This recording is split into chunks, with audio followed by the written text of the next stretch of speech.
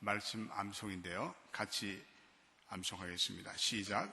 너희의 믿음의 시련이 불로 연단하여 없어질 금보다 더 귀하여 예수 그리스도에 나타나실 때 칭찬과 영광과 존귀를 얻게 하렵니다. 예수를 너희가 보지 못하였으나 사랑하는도다. 이제도 보지 못하나 믿고 말할 수 없는 영광스러운 즐거움으로 기뻐하니 믿음의 결국 곧 영혼의 구원을 받음이라. 베드로전서 1장 7절로 9절 말씀. 감사합니다. 제가 학창시절에 읽고 감동을 받은 문학작품이 하나 있는데 오 헨리라는 미국의 작가가 쓴 마지막 입새라는 단편이 있습니다. 절망 가운데 살아가는 한 여인의 투병을 그린 아주 귀한 소설입니다. 오 헨리는 늘 사람들에게 절망 가운데서도 희망을 불러일으키는 이 희망의 작가입니다. 또 삶의 진정한 목적을 깨우치는 아주 좋은 작가입니다. 근데 그 마지막 입새에 존씨라는 한 젊은 여인의 이야기가 나오고 있습니다. 그녀는 폐렴이라는 몹쓸병에 걸려서 알아눕게 됩니다. 그 당시에는 폐렴이란 약이 없기 때문에 죽음을 기다릴 수밖에 없는 절망의 병입니다. 그래서 이 존씨라는 여인이 그 병실에서 죽음을 기다리면서 하루하루 절망의 시간을 보내고 있습니다. 근데 그때 그 병실의 문을 열고 보니까 창문 저 너머 골목 건너편에 담을 타고 올라간 나무의 잎새들을 발견하게 됩니다. 마지막 잎새들입니다. 그래서 그녀가 생각하기를 저 마지막 잎새들이 다 떨어지는 날 나도 죽을 것이다. 이런 그 심한 낭만감에 빠집니다. 근데 하루하루가 지날수록 그 잎새들이 낙엽이 조금씩 떨어집니다. 그리고 어느덧 마지막 잎새가 하나 남아 있습니다. 근데 그녀는 그 마지막 남은 잎새에 희망을 걸고 하루하루를 견디며 살아갑니다. 비바람이 매우 몰아치던 밤, 이제 단 한 잎밖에 남은 그 마지막 잎새가 떨어졌다고 이 여인은 생각합니다. 그러면서 그 여인이 숨을 세차게 몰아쉽니다. 근데 아침이 밝았는데 놀라운 일이 일어났습니다. 그 마지막 잎새가 떨어지지 않고 견고하게 그 담장볕 아직도 붙어 있습니다. 이 여인은 그 마지막 남은 잎새를 보고 놀라운 희망을 품게 됩니다. 그런데 사실은 그것은 위층의 한 노인이 죽을 힘을 다해서 그려놓은 그림의 잎새 때문입니다. 그러나 그 잎새가 존씨로 하여금 그 몹쓸 병을 이기고 다시 소생하게 그녀를 만듭니다. 인간이 가지는 믿음이 얼마나 소중한가를 이 작품에서 잘 보여주고 있습니다. 잎새를 향한 인간의 믿음이 이 정도면 전능하신 하나님을 향한 믿음의 역사는 얼마나 크겠습니까? 우리 예수님의 생애를 그린 공간 복음서를 보면 그 믿음에 대한 이야기들이 이곳저곳에서 나옵니다. 특별히 이 믿음이 하나님의 치유로 연결되는 기적의 믿음에 대해서 언급하고 있습니다. 일종의 믿음의 반응으로 인해서 하나님의 구원이 임하고 치유가 일어납니다. 그런데 그 믿음이 치유 대상자 자신의 믿음으로 인한 것일 수도 있고 아니면 그 대상자 주변에 가족이거나 친구거나 혹은 주인의 믿음이 될 수도 있습니다. 믿음이라는 것은 우리가 계속해서 공부하고 있지만 크게 두 가지 형태로 나눌 수가 있습니다. 첫째로는 이 신앙 고백적인 믿음입니다. 히브리서 11장 6절에 믿음이 없이는 기쁘시게 못하나니 하나님께 나아가는 자는 반드시 그가 계신 것을 인정하는 믿음입니다. 믿음의 대상이 되는, 믿음의 주체가 되는 하나님을 향한 믿음입니다. 예수님을 하나님의 아들로 내가 받아들이고 그를 그리스도로 인정하는 신앙 고백 영적인 믿음이 있습니다. 근데 믿음의 세계에는 또 다른 믿음이 있는데 그것은 주님이 나의 절박한 필요를 채워준다는 주님의 능력을 신뢰하는 그런 믿음입니다. 이 복음서에 보면 예수님께서 때때로 자신들의 믿음이 아닌 부모의 믿음을 통해서나 또 친구의 믿음을 통해서나 주인의 믿음을 통해서 어떤 육체적이며 영적인 문제를 해결해 주시는 얘기가 나옵니다. 그들은 자신의 자녀들이나 또한 친구와 종들이 간절히 낫기를 소망합니다. 그 자녀와 친구와 종의 어떤 절박한 필요를 예수님의 능력에 의해서 반드시 치유될 것을 그들은 확신합니다. 마음의 확신 정도가 아니라 그들은 행동으로 옮깁니다. 그래서 친구들, 마가복음 2장의 친구들이, 중풍병자의 친구들이 중풍병자를 들것에 담아서 지붕을 뚫고 내려오지 않습니까? 백부장이 예수님의 능력을 신뢰하며 말씀만 하옵소서, 그러면 내 종이 낫겠나이다 라는 절대적인 믿음을 행사하고 있습니다. 오늘 우리가 읽지는 않았지만 이 본문에 바로 전에 회당장에 따른 예수님께서 예수님 오셔서 손만 대십시오, 그러면 낫겠나이다. 그런데 이런 필사적인 믿음으로 인해서 치유의 기적이 일어나는 것을 성경은 언급하고 있습니다. 오늘 우리가 읽은 이 본문에서도 절망과 소외의 땅에서 헤매던 한 여인에게 그런 믿음의 놀라운 은총이 찾아온 이야기를 하고 있습니다. 이 본문의 여인은 12년간은 혈루증으로 알아왔던 절망의 삶을 살았습니다. 이 여인이 앓고 있는 병은 소위에서 혈루증이라는 병이었습니다. 그건 피를 쏟는 거죠. 계속 하혈하는 병입니다. 레위기에서는 이러한 병을 유출병이라고 칭하고 있습니다. 이러한 병은 영적으로 부정한 병이라고 취급하였습니다. 그런데 그녀는 병명을 알고 있었지만 26절에 보니까 그녀의 모든 노력에도 불구하고 이 병이 고쳐지지를 않습니다. 여러분들 26절 보십시오. 같이 한번 26절을 읽어보겠습니다. 시작. 많은 의원에게 많은 괴로움을 받았고 있던 것도 다 허비하였을 때 아무 효험이 없고 도리어 더 중하였던 차에 모든 의술과 모든 약을 다 동원했습니다. 민간의약도 양약도 한방도 다 동원했어요.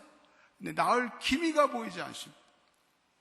근데 질병이라는 것은 여러분들도 이 병에 걸려서 고통을 당하신 분들은 느껴보겠지만 이 육체적인 어떤 고통에 끝이지 않고 그 병에 따른 어떤 정서적이며 정신적인 고통이 심각합니다. 이 여인은 절망이라는 병과 함께 소외라는 또 하나의 고통을 안고 삽니다. 혈루증으로 인해서 사회로부터 소외당했습니다. 부정한 병이라고 쫓겨나서 격리 수용당했습니다. 그래서 예루살렘의 성전에 가서 예배도 드릴 수가 없습니다. 제가 아는 장로님 중에 한 분 북한에 다니면서 북한에 결핵 걸린 사람들을 치료하는 의료 선교 사역을 하시는데 타코마에 계시는 이용호 장로님이라는 분인데 평신도 비전 컨퍼런스에서 우리 교회에 오셔서 간증도 해주셨습니다. 근데 북한에는 이 결핵 걸린 사람들을 격리 수용하고 있습니다. 그래서 이들을 집단으로 이런 동굴이나 이런 수용소에 거주해서 그들을 격리 수용하고 있습니다. 사실 결핵이라면 오늘날은 웬만한 의학과 그리고 의술로 치료가 가능한 병인데 그들은 철저한 소외 속에 방치해 놓고 있습니다. 아무도 받아주지 않습니다. 그들은 버린 사람들입니다. 오늘 이 본문의 여인도 마찬가지입니다. 사랑하는 남편과 사랑하는 자식들에게 철저히 외면당하고 소외당한 그런 고통 속에서 이 여인은 살아가고 있습니다. 그런데 이 비참한 여인에게 삶의 어떤 전기가 찾아오는데 그것은 이 여인이 예수님의 소문을 들었을 때라고 오늘 본문에 말씀하고 있습니다. 여러분 27절을 한 번 더 읽어보겠습니다. 시작. 예수의 소문을 듣고 무리 가운데 섞여 뒤로 와서 그의 옷에 손을 대니. 이 복음서에 보면 사람들이 예수님을 만나고 그 말씀을 들을 때 구원을 경험하고 치료를 경험한 사람들의 이야기가 나옵니다. 그런데 그 전개의 실마리는 듣고라는 단어입니다. 예수의 소문을 듣고, 여러분, 듣고라는 27절의 오늘 본문의 단어는 굉장히 중요한 단어입니다. 여러분, 예수님의 소문을 듣는 자마다 운명이 달라집니다. 예수님이 생명이시고 예수님이 말씀이시고 복음이십니다. 그래서 믿음은 들음에서 납니다. 여러분, 졸더라도 교회 와서 조시기 바랍니다. 설교만 하면 아멘하고 고개를 끄덕거리며 입신하시는 분들이 계십니다. 여러분, 괜찮습니다. 그래도 말씀을 들으세요. 졸면서도 들으세요.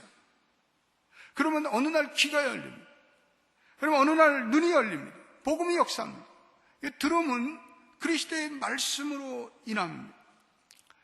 저희 교회 적지 않은 교인들이 저희 교회 오셨을 때 믿음이 없었습니다. 말씀이 무엇인지도 잘 몰랐습니다. 그래서 맨 처음에는 설교를 들으면서 이건 무슨 귀신 신하라 까먹는 소리 아니야. 말씀에 대한 이해가 없으니까요. 또 들어도 졸리시죠. 그런데요, 그분들이 그런 얘기를 해요. 어느 날 말씀이 들리더라는 거예요. 어느 날 말씀이 들려오더라는 거예요. 말씀이 깨달아지더래요. 여러분, 복음의 역사가 바로 그런 것입니다. 오늘 두 번째 이 여인은 만졌습니다. 27절에 손을 대어도 구원을 얻으리라. 이 터치라는 이 단어 중요합니다. 근데 손을 대는데, 터칭을 하는데 그냥 되는 것이 아니라 여기에 이 여인의 믿음이 작용합니다.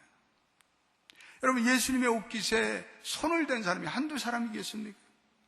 근데 30절에 읽어보겠습니다. 같이 읽어보겠습니다. 시작. 예수께서 그 능력이 자기에게서 나간 줄을 곧 스스로 아시고 무리 가운데서 돌이켜 말씀하시되 누가 내 옷에 손을 대었느냐 하시니, 이렇게 기록되어 있습니다. 누가 내게 손을 대었느냐. 많은 사람이 예수님을 에워싸고 있습니다. 아마 어떤 사람은 호기심으로 만졌는지도 모르죠. 어떤 사람들은 밀치면서 우연히 예수님의 옷깃에 터칭이 되는지도 모르죠. 하여튼 많은 만짐이 그 교차되었습니다. 그런데 이 여인의 만짐은 아주 특별한 만남이었습니다. 예수님이 이 여인의 만짐을 즉각적으로 느낄 수 있는 강력한 믿음의 만짐이었어요. 그것은 주님께로부터 능력이 나갈 정도로, 즉각적으로 능력이 나갈 정도로 강력한 믿음의 욕구를 가진 만짐이었습니다. 주님께서 누가 내게 손을 대었느냐라고 물을 정도입니다. 성 어거스틴은 오늘 이 마가복음의 본문을 해석하면서 이런 유명한 얘기를 하고 있습니다. 육체는 밀지만 믿음은 만지는 법이다. 군중들은 호기심에서 아무런 믿음 없이 주님을 밀고 그리고 댕기고 하였습니다. 여러분, 호기심에 가득 찬 군중들이 그냥 예수님에 대해서 밀어서 만지는 것과 한 영혼이 고통 가운데 간절한 마음으로 예수님을 만지는 것과는 엄청난 차이가 있습니다. 예수님은 영적으로 매우 예민하신 분입니다. 그래서 예수님께서는 그 여인의 만짐이 각별하다는 것을 즉각 구별하셨습니다. 주님은 간절한 믿음으로 나오는 자에 대해서 대단히 예민하십니다. 왜냐하면 주님은 영적인 통찰력이 있기 때문에 그렇습니다. 주님은 대단히 민감합니다. 그래서 주님은 그러한 간절한 믿음으로 가지고 나오는 그 믿음에 대해서 때때로 즉각적으로, 때때로 온전히, 그리고 때때로 풍성하게 응답해 주십니다. 그건 주님의 사랑 때문입니다. 주님이 주님 되심 때문입니다. 여러분, 그렇습니다. 수많은 사람들이 예배를 드려도 주님께 간절한 마음으로 예배를 드리는 그런 분들이 있습니다. 영혼의 필사적인 마음으로 주님을 향해서 달려나오는 분들이 있습니다. 주님이 그런 절박한 영혼들에게 은혜를 베푸십니다. 어떤 사람은 교회에 나와서 단 한 번 설교를 듣는데 그 설교로 인해서 자기의 인생이 통째로 변하는 분들이 있습니다. 어떤 사람은 설교를 골백 번 들어도 역사와 전통을 자랑하며 변하지 않는 그런 교인들도 있습니다. 그 차이는 무엇일까요? 이건 믿음의 차이입니다. 주님, 내가 저 말씀에 내 인생을 바꿀 수 있는 주님의 생명이 있음을 저는 확신합니다. 주님, 오늘 이 말씀 듣고 내 인생 변하기를 원합니다. 이런 목마른 심령으로 나오는 사람들은 말씀을 들으며 인생이 새로워집니다. 인생이 변화됩니다. 찬양을 부르는 가운데 인생이 바뀌어지는 사람들이 있습니다. 찬양을 부르면서 그 가사 속에 주님을 만납니다. 믿음의 찬양을 부르는 거죠. 그런데 우리는 찬양을 부르면서 계속 딴 생각해요. 계속 딴 생각해요. 찬양 부르면서 입만 벌려요. 립서비스를 하는 거예요. 찬양의 가사가 자신의 신앙의 고백이 될 때 그 간절한 마음 속에서 찬양 속에 임하시는 주님을 경험하고 눈물이 흐릅니다. 여러분, 이 여인의 만짐은 어떤 만짐이었습니까? 이건 간절한 믿음의 만짐이었습니다. 28절 말씀 한 번만 더 읽어보겠습니다. 너무나 중요한 말씀입니다. 읽어보겠습니다. 시작. 이는 내가 그의 옷에만 손을 대어도 구원을 얻으리라 하밀러라. 예. 내가 주님의 옷에만 손을 대어도 구원을 얻으리라. 주님, 당신이 나의 마지막 희망입니다. 주님께 간절한 마음으로 나갑니다. 주님께서 반드시 내 삶을 고쳐줄 줄로 믿습니다. 나를 모든 병마에서 해방시켜 주시고 내 인생에 은혜를 주실 것입니다. 이런 어떤 강력한 믿음을 가지고 예수님의 옷깃에 손을 댔습니다. 하나님의 백성들이 천국의 능력을 침노하는 비밀의 열쇠는 단 한 가지입니다. 그는 하나님께 간절히 매달리는 것입니다. 우리들도 우리 자녀들을 키워보지만 자녀들이 무엇을 원하는가 정말 그 녀석이 간절히 원하면 우리 들어줍니다.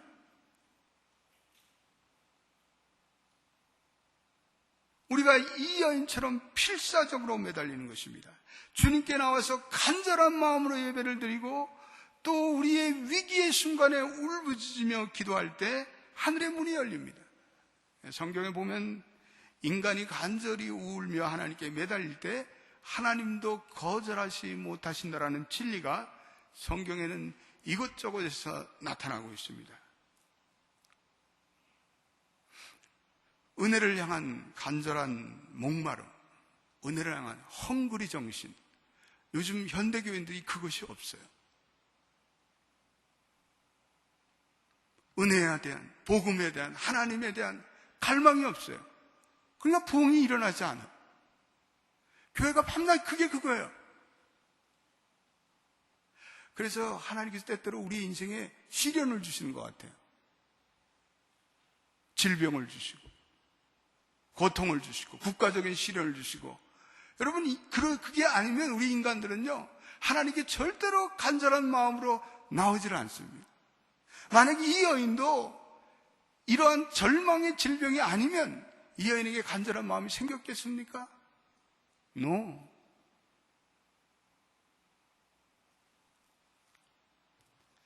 이 여인은 자기의 그 절박하고 비참한 상황을 인정합니다. 그리고 액면 그대로 받아들이고 자기의 고통의 문제를 눈물로써 주님께 가지고 나옵니다. 그리고 구원을 받습니다. 사랑하는 여러분, 믿음이라는 건요 바로 이런 겁니다. 믿음이라는 것은 자기의 절박한 처지, 비참한 처지에 대한 솔직함과 정직함으로 그 상태를 내가 인정하는 것입니다. 어떤 분들은 이렇게 질문할 수가 있습니다. 나는 이 여인처럼 혈류증을 앓고 있지 않습니다. 죽을 병에 걸리지도 않았습니다. 더 이상 숨길 절망도 없습니다. 그런데 나는 어떻게 정직한 믿음을 가질 수 있나? 이렇게 질문을 던질 수가 있습니다. 어떻게 생각하면 우리는 이런 혈류병과 같은 육체적인 어떤 절망의 병에 빠져 있지는 않습니다. 그런데 주님께서 이 여인과 나눈 대화를 통해서 우리에게 던지는 메시지가 있는데, 우리도 이 혈류병 걸린 여인과 별반 존재가 다른 것이 없다는 것입니다. 이 여인이 혈류병으로 계속해서 피가 흘러내리고 있습니다. 기운을 잃어가고 있습니다. 우리가 영적으로 보면 우리 계속 피를 흘리고 우리 영적인 생명들이 점점 시들어가고 있습니다. 믿음이 무력해지고 우리 영적으로 가난한 자입니다. 그래서 우리도 하나님 앞에 설 때마다 우리의 추악한 죄악을 우리가 고백하고 우리 정직하게 인정해야 합니다. 우리가 하나님께 예배드릴 때마다 우리의 상처와 우리의 마음속의 모든 어둠의 세력들을 주님께 진솔하게 고백하고 주님 앞에 서야 합니다. 나의 무기력을 인정하고 겸손하게 은혜를 구할 때 하나님의 은혜가 임합니다. 나의 부패함, 나의 죄성, 나의 불가능함, 유혹에 흔들리는 모든 마음들, 이런 것들을 우리는 주님 앞에 늘 정직히 내려놓아야 합니다. 그럴 때 주님의 진정한 구원이 우리에게 임합니다. 다윗은 그것을 시편 51편 16절 17절에서 이렇게 말씀하고 있습니다. 우리 화면에 나오는 말씀 한번 같이 읽어보겠습니다. 시작. 주는 제사를 즐겨 아니하시니 그렇지 않으면 내가 드렸을 것이라. 주는 번제를 기뻐 아니하시나이다. 하나님이 구하시는 제사는 상한 심령이라. 하나님이여 상하고 통회하는 마음을 주께서 멸실치 아니하시리다. 여기서 상하고 통회하는 마음, 이게 바로 그런 마음, 상하고 통회하는 마음, 간절히 주님께 드리는 마음. 중세의 영성 수련가들이 이런 기도를 만들어서 오늘까지 우리 많은 사람들이 이런 기도를 드리고 있습니다. 이건 Jesus Prayer라는 짧고도 간단한 기도입니다. 우리의 마음속에 너무 답답해서 우리의 마음속에 기도가 잘 안 될 때 이 Jesus Prayer를 놓고 기도하면 좋습니다. 기도 내용은 이런 것입니다. 간단한 하나님의 아들 예수 그리스도시여 나를 불쌍히 여기소서. Jesus Christ, Son of God, have mercy on me. 우리가 큰 충격이 있거나 우리가 너무 답답하거나 우리가 기도가 잘 안 될 때는 하나님의 아들 예수 그리스도시여 나를 불쌍히 여기소서. 그걸 계속해서 반복합니다. 수백 번 반복합니다. 한번 따라해 보세요. 하나님의 아들 예수 그리스도시여 나를 불쌍히 여기소서. 여러분, 기도가 안 되면, 여러분들이 너무나 답답함이 심하면 이 기도만 계속합니다. 하나님의 아들 예수 그리스도시여 나를 불쌍히 여기소서. Jesus Christ, Son of God, have mercy on me. 나를 자비롭게 여기소서. 여러분, 그 기도만큼 하나님의 마음을 움직이는 기도가 어디 있습니까? 오늘 두 번째 이 여인이 보여주는 또 하나의 믿음의 모습은 사람들 앞에 자기를 정직하게 드러내는 모습입니다. 이 여인은 자신의 비참한 처지를 하나님 앞에 드러내고 인정했을 뿐 아니라 사람 앞에서도 숨기지 아니했습니다. 예수님께서 누가 자기 몸에 몸을 만드는지 알아보는 순간에 이 여인은 두려운 마음이 생겼습니다. 근데 예수님의 옷깃에 손을 대는 그 순간에 무언가 능력이 자기의 몸속으로 들어오는 것을 이 여인은 깨달았기 때문입니다. 자기 몸이, 자기 병이 고쳐졌다는 영적인 직감이 찾아왔어요. 그런데 그 기쁨보다는 자기의 존재가 사람들에게 알려질 것을 이 여인은 더 두려워했습니다. 여러분 33절 보십시오. 같이 한번 읽어보겠습니다. 시작. 여자가 제게 이루어진 일을 알고 두려워하여 떨며 와서 그 앞에 엎드려 모든 사실을 여짜온대. 레위기서 15장 27절에 보면은 혈루증 같은 유출병을 앓는 사람은 만지는 것마다 다 부정하다 이런 말이 나옵니다. 이 여인은 사회적인 격리를 받아야 하는 여인입니다. 길거리에 돌아다니면 안 됩니다. 이런 상황에서 예수님께서 가던 길을 멈추고 군중을 향해서 누가 내 몸에 손을 댔느냐? 내가 그랬습니다.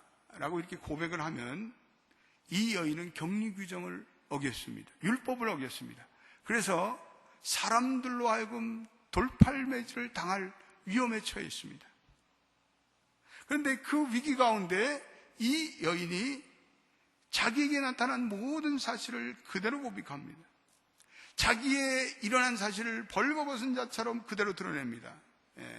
사실 예수님이 이 여인의 믿음을 칭찬하셨습니다. 따라 내 믿음이 구원하였으니 평안히 가라.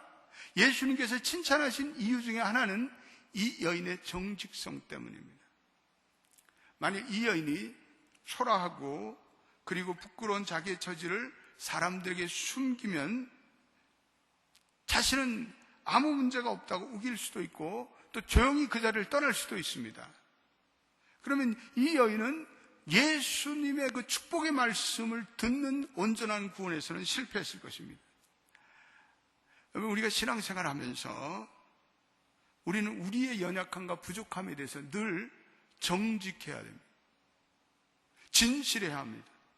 그렇지 않으면 우리의 신앙에서 위선의 독버섯이 싹들 수가 있습니다. 전혀 문제가 없는 채, 아무런 어려움이 없는 채, 죄도 짓지 않는 채, 우리 그렇게 점점 살아가면 어느 날부터 영적인 불감증에 빠져버립니다. 더 이상 영적인 그러한 느낌이나 체험이 내게 없습니다. 여러분, 신앙생활 하면서 실족할 때도 있어요. 실수할 때도 있어요. 어떻게 온전한 구원에 완전히 나오는 사람이 어디 있겠습니까?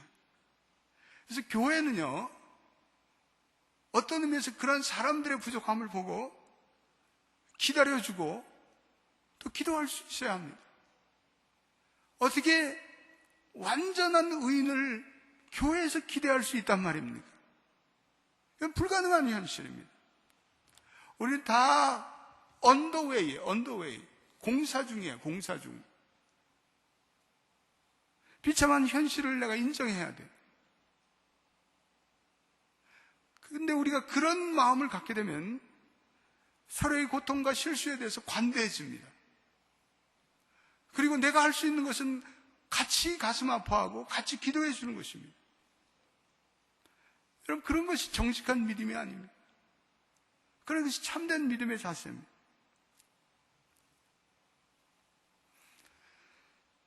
믿음의 항해라는 책을 읽어보면 짐 존스라는 어떤 분의 이야기를 하고 있습니다.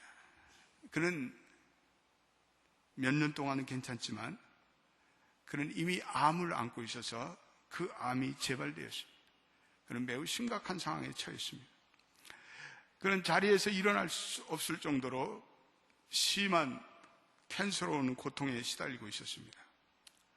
그런 사람들을 만나면 그저 사람들에게 나를 위해서 기도해 주십시오. 그는 그렇게 힘없는 소리로 부탁하곤 했습니다. 그런데 이 병이 점점 깊어집니다. 병원에 실려 들어가면서 그는 교회 목사님의 신방을 요청합니다. 그래서 레위 목사님이라는 분이 그 병원을 찾았습니다.